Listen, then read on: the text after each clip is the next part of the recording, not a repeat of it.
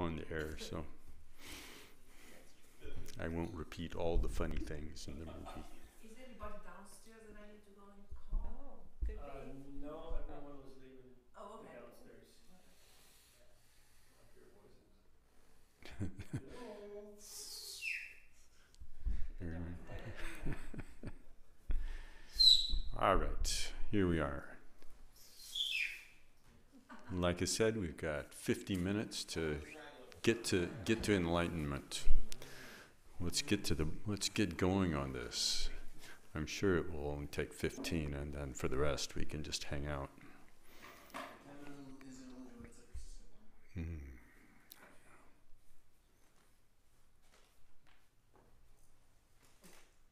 So, what would you like to talk about?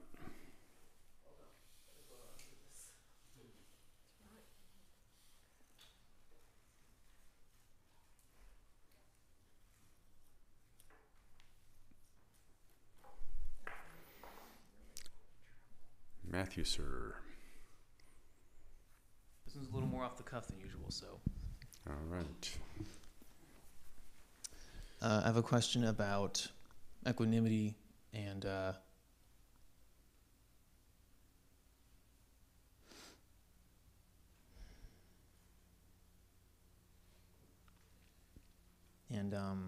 understanding with people who change their with like people changing their minds, people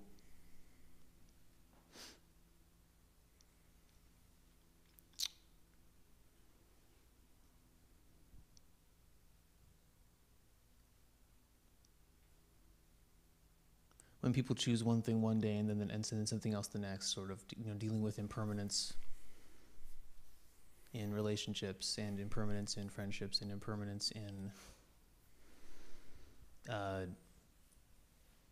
opinions of people,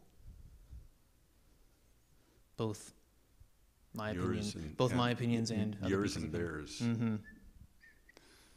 It's very easy for me to sort of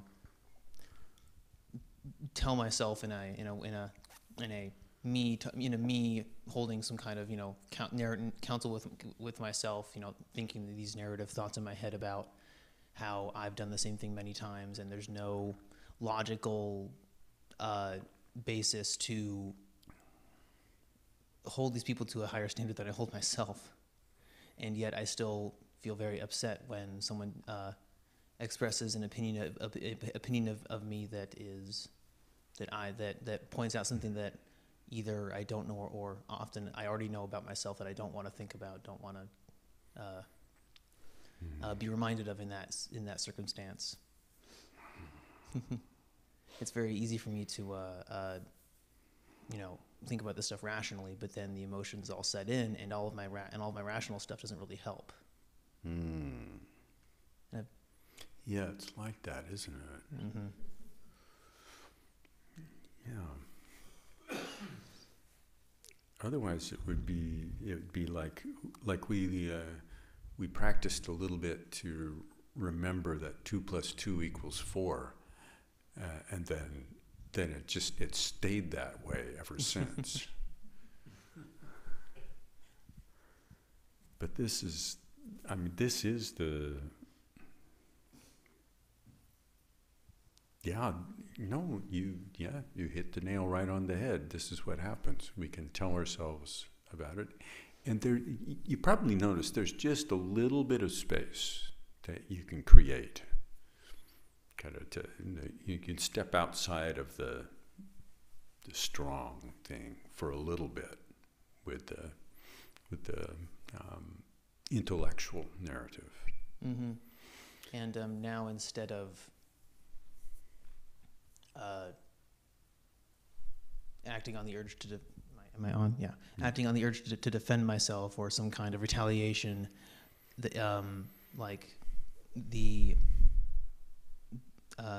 it's become like more natural for me to be able to just kind of like short circuit the process, or often short circuit on its own, and I just kind of like put my mind on the shame and that's legitimate. There's a reason I'm feeling shame right now because I'm being called out for that inconsistency, and instead of feeling the need to like shore up the ego, it's like I'm able to like actually sit with like that friction Mhm. instead of feeling the need to like immediately alleviate it. Yeah.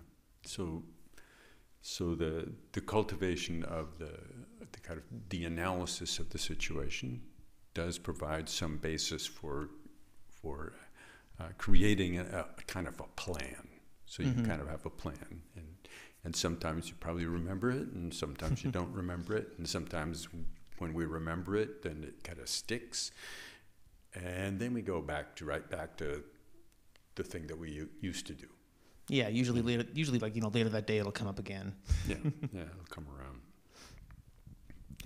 But I, overall, it sounds like it's like the work is happening on the kind of a reasonable, incremental way. Mm. I think so. That's good. That's good. Of course, we want 2 + 2 once we figured it out to stay 4, and Yes. never go to 5 and never go to 3. But we keep on fiddling with the math because that's been our very long habit. Maybe I can make 2 + 2 = 5 and make it even more efficient or something like that, or like get more out of it than. Yeah. I think the main thing, if you have some things that have provided some support and are working, to give credit to those things and invest a little bit more in them, and to be kindly about the time that it takes to learn a new way of relating to things. Yeah, it's definitely a lot easier when I can actually convince myself to like be patient. Yeah. Yes. Yeah. So there's a little ingredient there. Then you find out kind of what the cultivation of patience actually looks like, and that's a cultivation in itself. Yeah, But all those things, the thing that you described is the ability for something to kind of naturally short circuit, Mm-hmm. or kind of either right at the moment, kind of falls apart a little bit, or a little bit later, or even at some distance, to say, actually, I don't need to carry that. It's really nice. When those moments come, it's very nice. But I sympathize with the impatient aspect of it, but it sounds like you're doing good. Would you add something? I mean, I'm tempted to try to think of something new to suggest, but I'm thinking, no. Just keep going. Mm.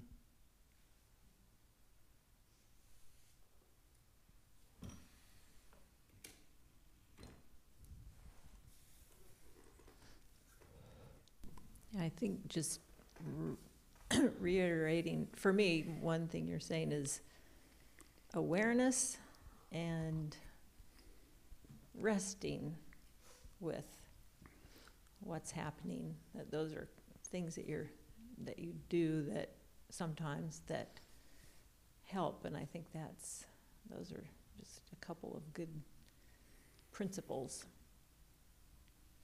because this stuff takes a lot to unwind and to lose its power.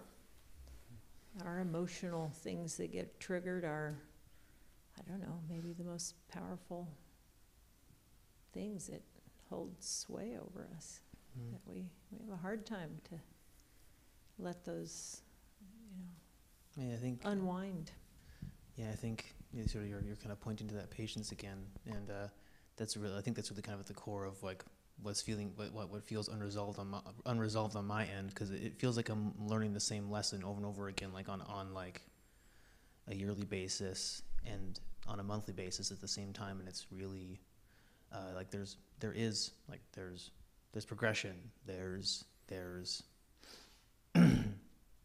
almost like like an emergency shutdown switch that I have now, if like a surge protector. Mm-hmm. And I guess like that feels too simple. Yeah. Yeah. It just it feels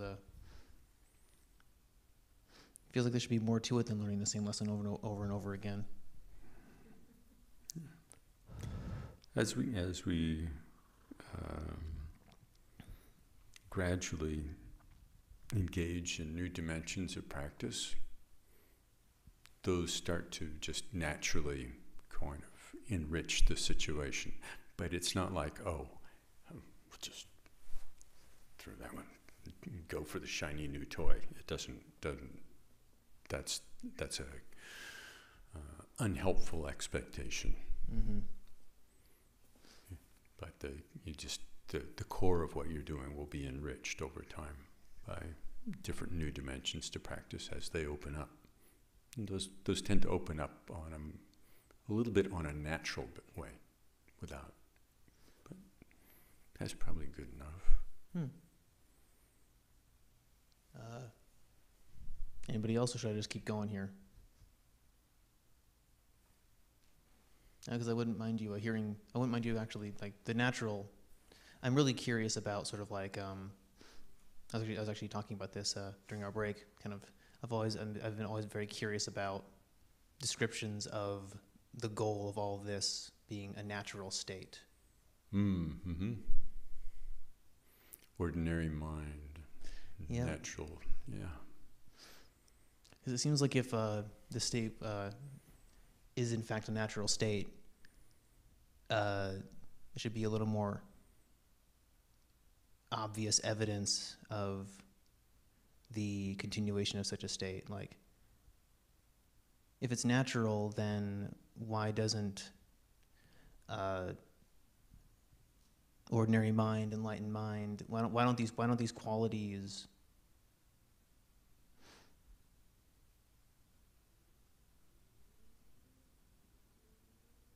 shine? Like, it seems like they should. To me, that they should be more apparent if they're so intrinsic to everything.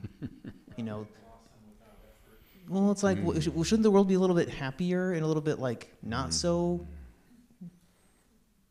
awful if the ground of reality is ordinary mind and bodhicitta and all that. Yeah. My cynicism endures.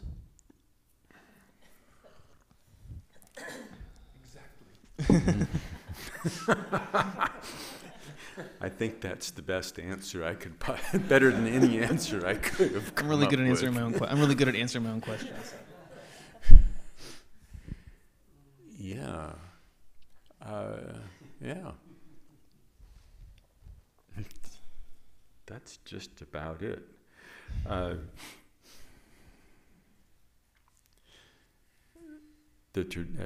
very traditional thing to say is that we have invested such a huge amount of time, life after life, in actively ignoring this in pursuit of phantoms, that it would be an incredible loss of face to back down from that pursuit. Admitting the That it didn't work. yeah, after eons of Yes. it's gonna work. Yeah.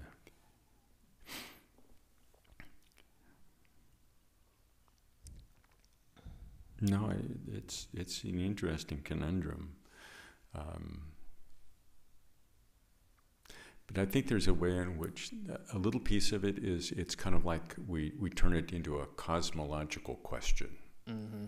Like, yeah, I tend to do that. Sort of we create this equation. If ordinary mind is really good, if ordinary mind equals really good and really ordinary, then all the cosmos should be really ordinarily really good. But and you could say, well, it is, but we don't recognize it. So it's the lack of recognition. Mm.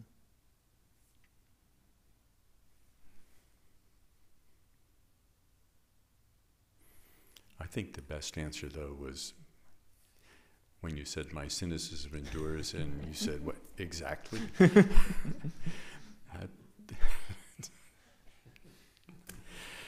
Yeah, my ignorance endures. It's the cause Exactly. and the cause and the effect at all the same time. Yeah. And but the way that we frame an expectation about what the way it ought to look really good, Mm-hmm. that is, we framed it in the framing of the kind of the cynical, ignorant cynicism. We framed it in those terms, and so we keep looking for that. It's never going to be good if we keep framing it as not good. Yeah, yeah. If you look for your car keys, not where you left them, but somewhere else, you won't find them. Would you like the mic? Yeah, go ahead. Well, I think you just hit on something there that we think we know what it is, so we go looking for it, knowing what it is, but we don't. So in other words, Yeah. there's it is like a way of interpreting the Nasruddin story about the fellow who comes on Nasruddin standing around the street lamp, looking around for something in the night. And what are you looking for, Nasruddin? I'm looking for my house keys. Where did you lose them? Well, over by my house. Why aren't you looking there? Well, the light's here. Yeah. Yeah. I can't. That story was in my mind when It was in your yes, mind, yeah. it was. Good. All right, that's all. I don't know where to go with that discussion, though. The discussion of how do you, once we become aware that I'm walking around with an idea about what ordinary mind is, therefore I'm not going to stumble on it because my hands are full of the image Yeah. of what it's supposed to be. So in that moment, what? Drop the package? If you can How? see what you're holding on to, drop it. But generally, we don't. That's a tall order, and in that we'll still be wrapped up in the, oh, I'm holding this package, therefore I should put it down. And the simplicity of the approach to ordinary mind is much simpler than that. Uh-huh. So that if you look in all the language, I mean, things like even like the term ordinary mind or the natural state, all these things, it's kind of like, how can we express this in a more simple way so that we can get around our impulse to complicate matters? Mm-hmm. And so then it's not so I think it's important to think about the process as opposed to kind of the mechanics of the explanation. Mm-hmm. So then we get back to, for this, if we learn to pay attention and relax, we'll start to, in the process of relax, we may start to see, Mm-hmm. Mm-hmm. I heard too in your a few steps ago when you said, I need to drop this, but both this and I are Yeah, the problem. yeah, when we turn it into a personal project, Mm-hmm. when it's something that It's not. that's kind of it's not relevant. That framework is just sort of, it's better to say, we can say, oh, we have to get rid of the I and this and that. It's like, oh, I made another project for me of getting rid of the I. And this is hopeless. Yes, it is hopeless. That's so we have to just be much more simple about it. We have to be willing to relax. It is whatever it is. It will be. It is, actually. Yeah.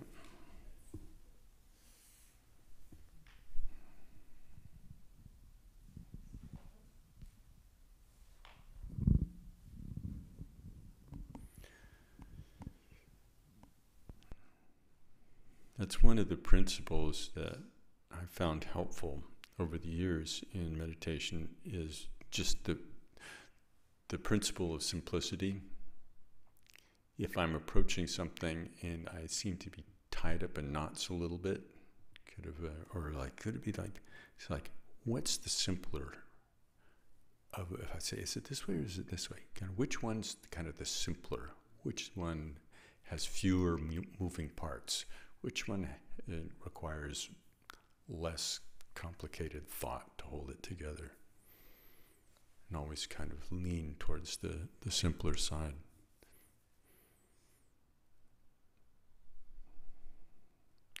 A lot of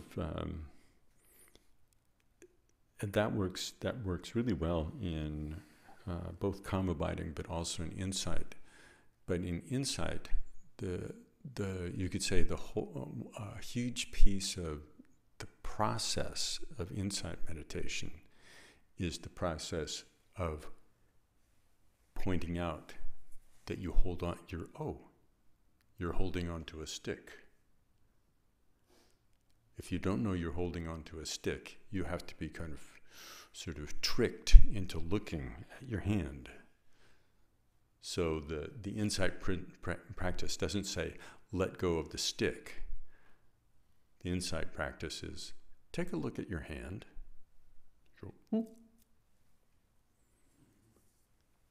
So it's just a way of kind of offering us a whole variety of suggestions for looking at experience and being with experience in a fresh way, where we don't normally look, in a way that we don't normally look. And in doing that, if we can do that and do it with that spirit of calm abiding, with the vividness of presence and the relaxed aspect, with those kind of riding in a very open way, then when the suggestion and the practice is to look at our experience in a particular way, we can do that in a very simple way, and then just relax in that kind of in the space of discovery, you can say.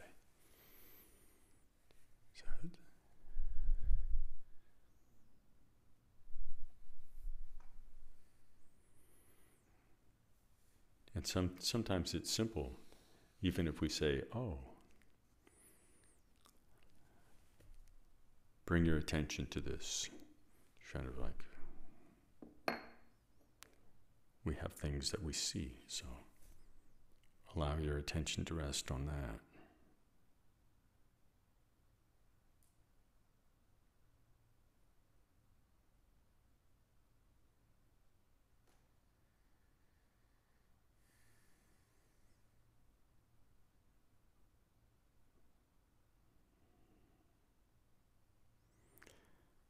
And there are a variety of ways that you could frame something to say.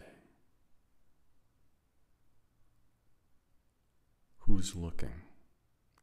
What's looking?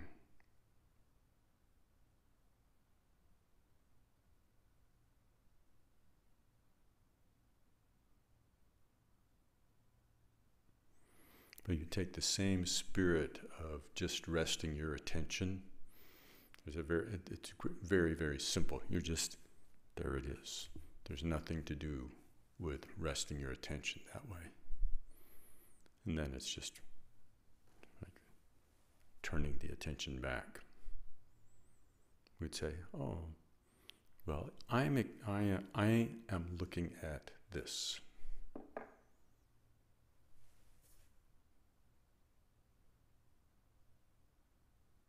So I have an experience of looking at this. I have some kind of experience of there being some sort of experiencer, some kind of I, something to go along with the I piece, whatever it is. We'll just say an experiencer. But in the same way that we can rest our attention on that sense of experience of seeing something, we can turn our attention back towards, well, then what's the experience? That's an aspect of experience right there.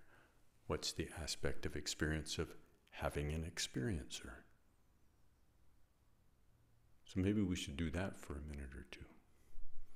Just you can, whether it's following the breath or resting the attention on an object, just become very present with the notion that that's an aspect of experience that you're putting your attention on. Either it's really simple. Say it's the breath. There's that flow of experience.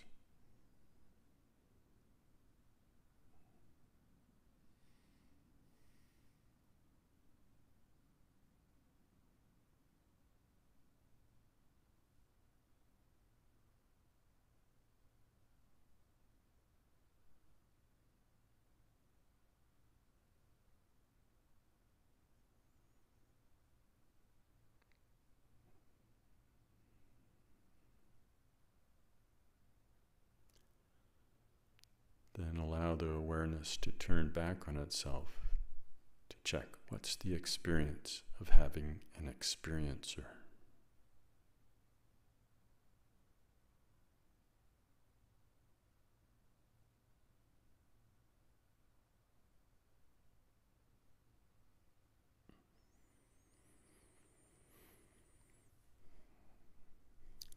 And to do things like that very briefly, since the habit of when we go do something like that, where it's like, oh yeah, somebody said, yeah, keep your eye on this cup lid.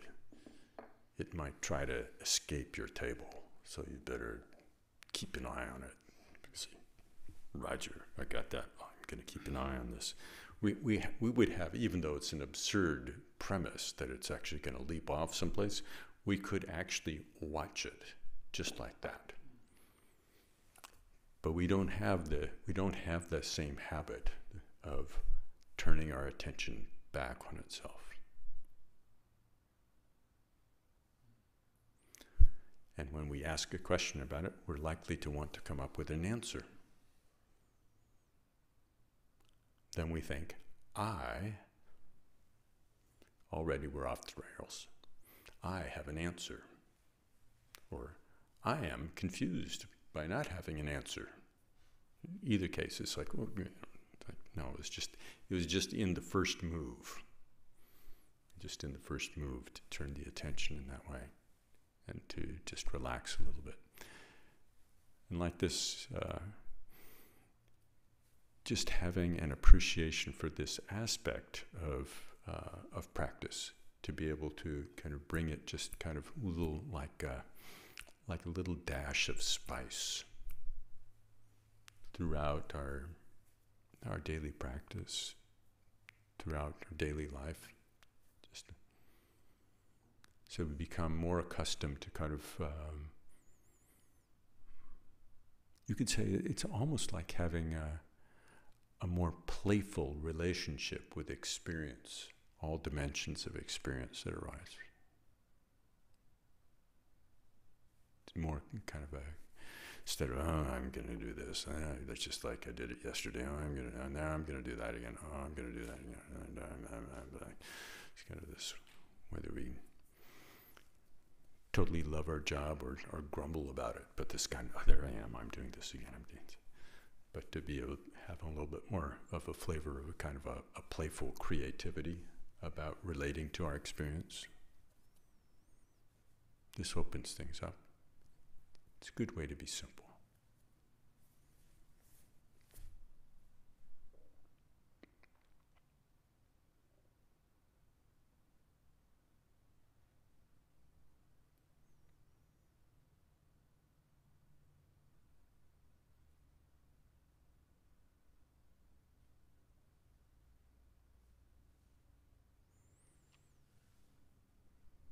Jeffrey, were you looking for the microphone or the experiencer? You saw it out of the corner of your eye, looking very much like Matthew's cup. I was looking for the device.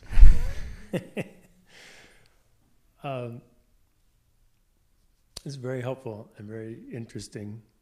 Not interesting in the way that, oh, interesting, but I mean, useful. Useful implies I'm going to make use of it. So I can get myself in a knot here, but the knot I'm curious about is agency. Because we not only go about experiencing things, my experience of this experiencer is this experiencer goes about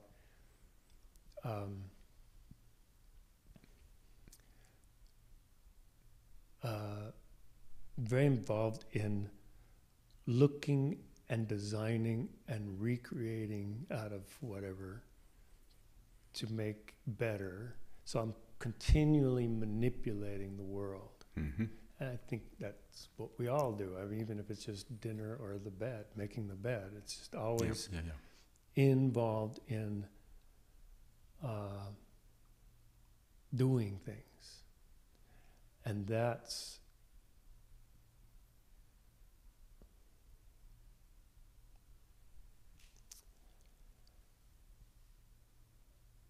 the eye gets very, very involved in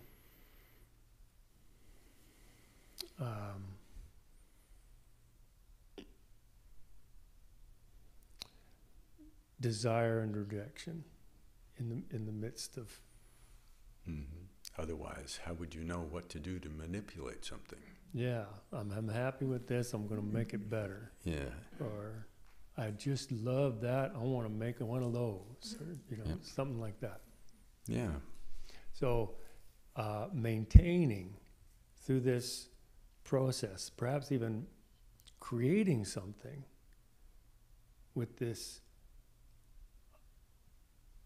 open experience of experiencer, Mm-hmm. and yet going through the whole process of creating something, be it dinner or a building or a painting or a whatever. What can be said about maintaining that long enough? Is it just like one moment after the next? Notice the magic of just experiencing occurring? Or is there something more than that? Or less? I think we should ask the Buddha.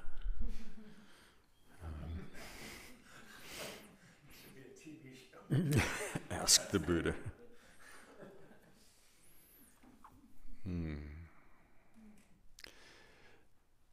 That notion of now this becomes kind of okay. This is actually a good example.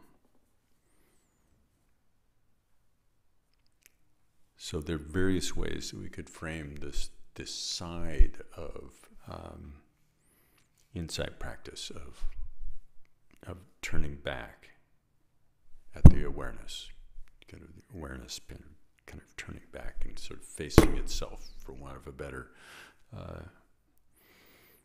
metaphor. And in that, then it's kind of like, then we sort of feel like we got a project out of the experiencer. Okay, once I kind of get this, then the experiencer, we turn the experiencer into something.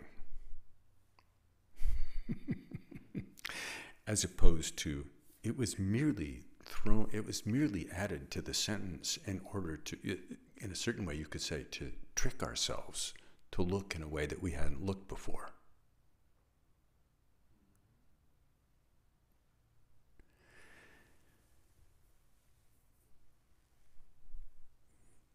Most of the time when we're actively involved in something, there are too many moving habitual parts for us to have much space. That's kind of the usual thing. And if we look kind of closely, you said, like, I like the way this is turning out, or I don't like the way this is turning out. It's relative to a sense of me wanting something. Is that the Bodhisattva outlook? I mean, it's a serious question, and it's not just like, how dumb are we? And this is a place where I think this is one of the spots where I have some appreciation for what Vajrayana practice opens up the possibility. In Vajrayana practice, we see ourselves as the Bodhisattva. We kind of leap over to that, and we train ourselves to look from this perspective. Train ourselves to look like, so what if the four immeasurables were just naturally they were just unfolding continually without, what if loving kindness and compassion, joy, equanimity, what if these were just a continuous unfolding? They weren't like a project to do.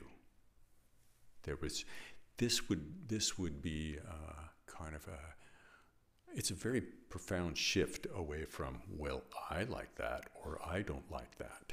It's a different frame of reference for being. But in Vajrayana practice, we don't say, okay, you didn't find the experiencer, therefore we've concluded that the ego doesn't exist. So, like, we've run that one down to zero. We've zeroed out ego. Kind of cross it off the list. Zip.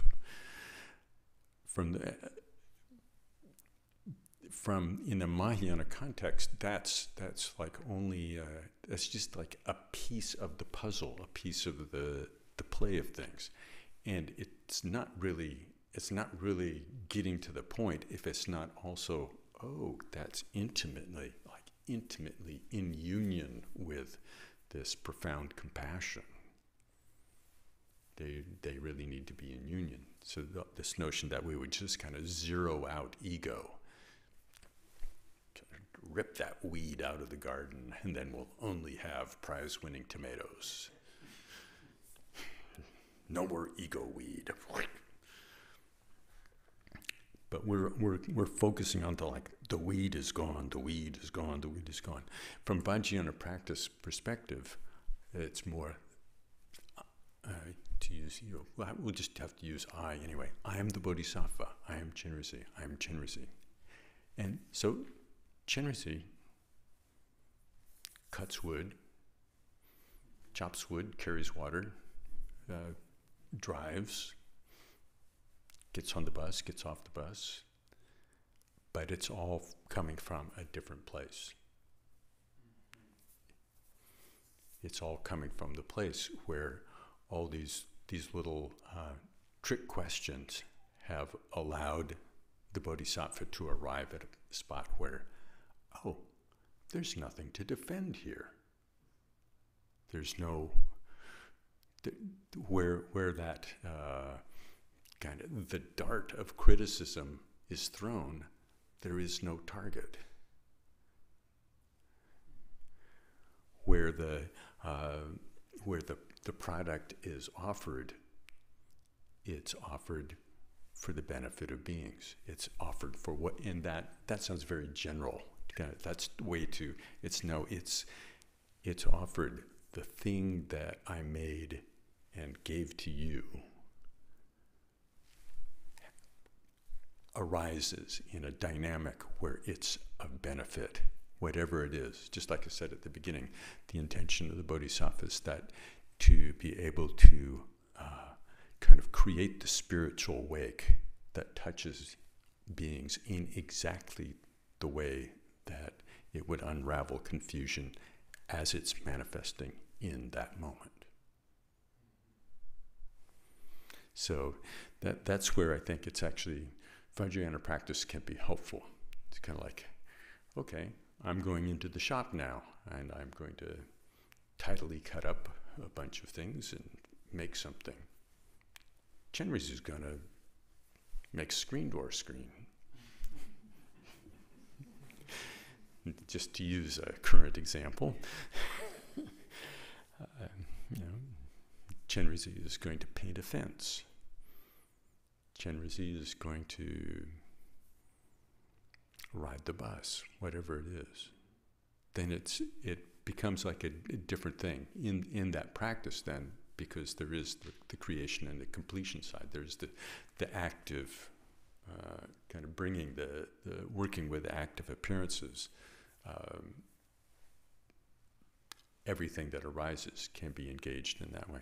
There's also the side of looking at the nature of appearances, which is the same kind of thing that we get into with looking at the what's the experience of having a quote having an experiencer. That questions like that in insight practice help us chip away at, and you could say chip away, but it's just more like opening.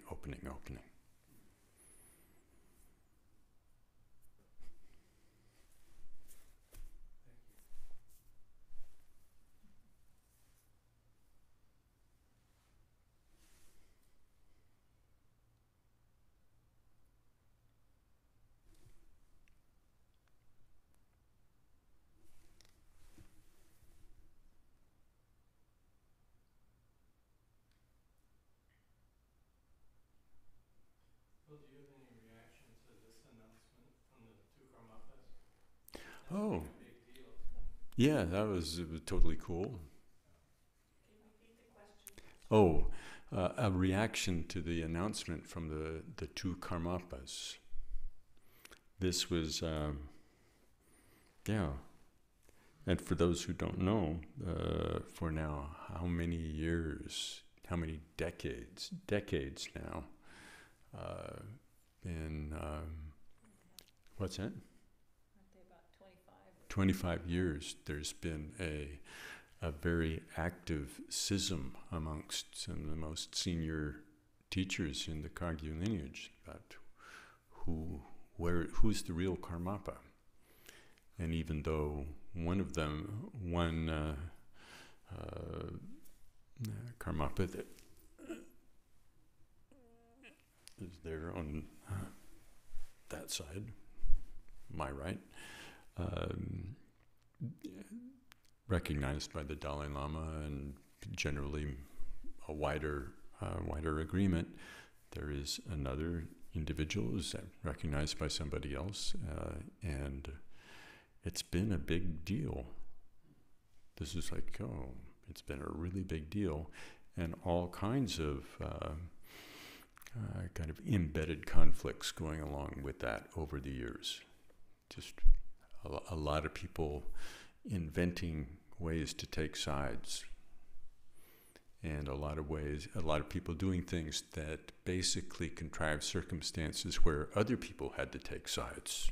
You sort of like you do things, and so for the two individuals involved to actually sit down and say, like, the most important thing here is to say enough is enough. Like, we're done. The two of us, in any case, are done with this idea that we're going to keep up a conflict. We're going to do something to nurture a conflict. It's given what I personally have witnessed, it's quite remarkable to have two people who are at the center of something kind of back away and say, everybody put down your arguments. Stop sharpening the sword of your pithy insults and all the rest. Just put it down. It's very clear from their statement that they didn't figure everything out, and it's not like there's nothing there, but they sat down to create a path for something to come back together. And when I look in religious history or politics, to see an example of where things have become as corrosively divided and divisive, and to see people who are at the center of it just back away from that mode of relating to the whole thing. It's actually it's pretty inspiring. It's pretty hard to get people who have, if you have millions of people who think you're the bee's knees and the other person is the bees behind, and it's mutual, it's really hard to say, no, let's let go of that. Let's go of that. Did they talk? Yes. Yeah, they spent several days together and released a joint statement. It was on. You shared on Community, didn't you, Sanjay? Actually, I posted that. You posted it? I wasn't sure who posted it. I just saw it randomly. Yeah. That's some other Yeah. Buddhist page. Yeah. There was a page for it. I think it was posted on, I forget the full name of the other Toku who is not Orient. Hmm. It was somehow linked up to his own Facebook page, so it just kind of showed up in my timeline somehow. Yeah. I couldn't help share it. Yeah. Yeah. It's really welcome, long overdue. I mean, it affected many people in very direct ways. Especially in Europe. Yeah, more in Europe than here, where the Kagyu Center in Northeast, the equivalent of Northeast Portland, would not get along with the Kagyu Center in down on Belmont and 33rd. So it got quite personal. But even, I mean, we had personal experience in Bodh Gaya when we actually spent an afternoon at an army base trying to explain to some people from Indian intelligence that our Mahamudra seminar was not a political gathering, and that it was all related to people who had kind of instigated the intelligence people to come and kind of you could say harass in a certain way. And there was more to it than that. There was some things, but we had to go. It was very interesting. In the end, one of the things I remember telling the guy was that, like, the only thing that's interesting to us in this is religious activity. So if there's some kind of difference, or in the end, it will be resolved by the religious. It will be resolved in the arena of spiritual activity. That's where the truth of it will become clear. And but to be touched by it personally in that way, and that's the short story of that.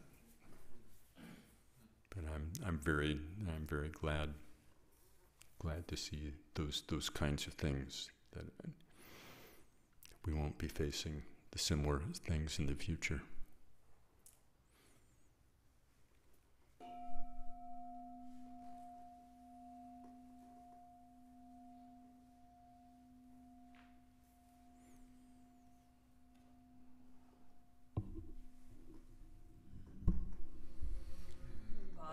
this virtue may I quickly realize Mahamudra and establish all beings without exception in this state.